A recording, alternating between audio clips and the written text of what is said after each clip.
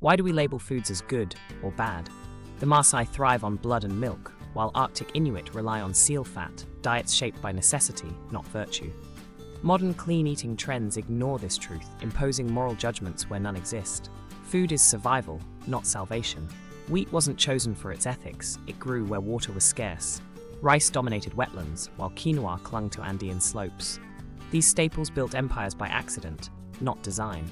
Geography, not morality, dictated what became food across cultures. Iceland's hakal, fermented shark, wasn't invented for thrill-seeking.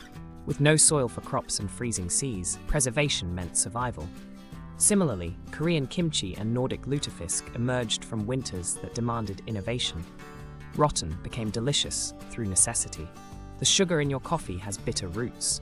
Colonial plantations forced diets globally. Caribbean slaves grew cane they couldn't afford, while British workers got addicted to cheap sweetness. These weren't cultural choices, but chains of exploitation.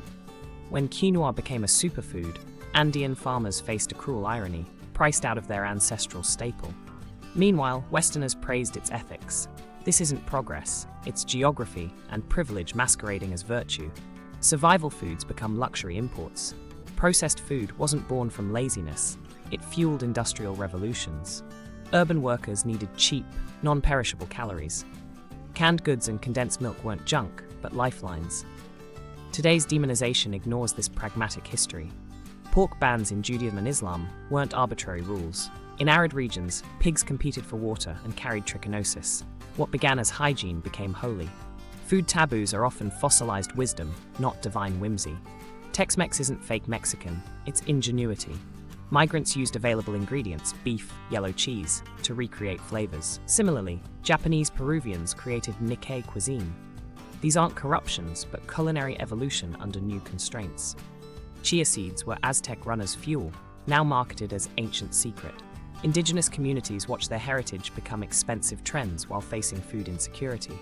There's no morality here, just another cycle of extraction disguised as discovery.